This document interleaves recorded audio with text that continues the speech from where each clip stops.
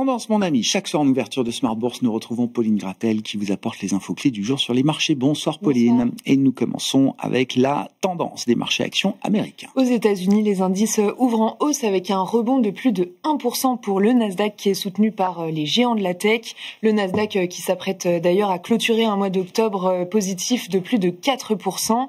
Le S&P 500 et le Dow Jones sont dans le vert en octobre de l'ordre de 2%.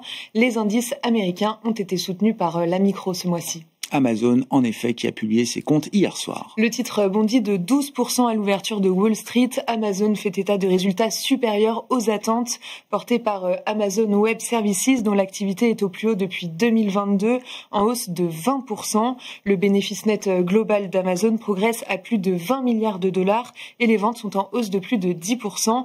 Les perspectives qui comprennent les fêtes de fin d'année sont solides. Ouais, effectivement, perspectives et résultats d'Amazon qui sont particulièrement salué par les investisseurs, un titre qui n'avait rien fait jusqu'à présent depuis le 1er janvier. Et puis on notera la publication très solide d'Apple avec une réaction sur le titre un peu moins forte quand même que celle d'Amazon. Oui, parce que le titre est à l'équilibre dans les premiers échanges. Ce qui est salué, ce sont surtout les perspectives de vente grâce à l'engouement autour de l'iPhone 17. Apple anticipe un trimestre de fin d'année record et enregistre une hausse de 20% de ses bénéfices à 112 milliards de dollars sur son exercice fiscal 2024-2025 clos en septembre. Pour rappel, mardi, on en avait parlé, Apple est devenue la troisième entreprise après Nvidia et Microsoft à valoir plus de 4 000 milliards de dollars. Et puis tout autre secteur qui commence à publier ses résultats aux États-Unis, le secteur pétrolier avec Chevron et ExxonMobil. ExxonMobil dépasse les attentes des analystes pour le 6e trimestre consécutif. La baisse des prix du pétrole est compensée par une augmentation de sa production en Guyane notamment. Le groupe annonce aussi un programme de rachat d'actions.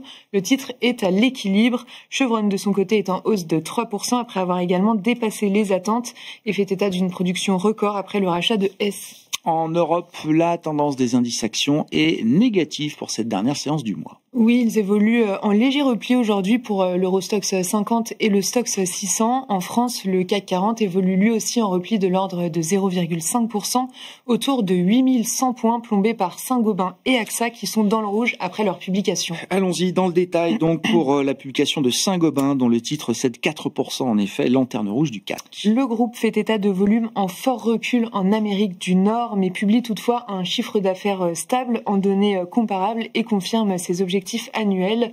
AXA, de son côté, cède plus de 3%.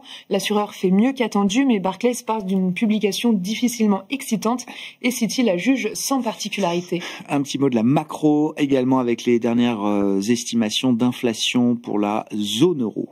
L'inflation pour l'ensemble de la zone euro est globalement conforme aux attentes en première lecture au mois d'octobre, en hausse de 2,1% sur un an et de 0,2% sur un mois.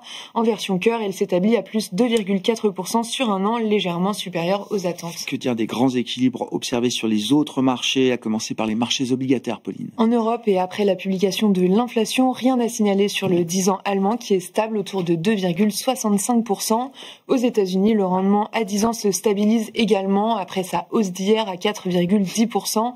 Sur le marché des changes, le dollar est stable face à un panier de grandes devises et l'euro-dollar se traite autour de 1,1550. Quel est le programme qui nous attend la semaine prochaine ? On prendra connaissance la semaine prochaine de la décision de la Banque d'Angleterre. Les PMI manufacturiers et services sont attendus pour la zone euro. Côté américain, le shutdown se poursuit depuis maintenant 31 jours.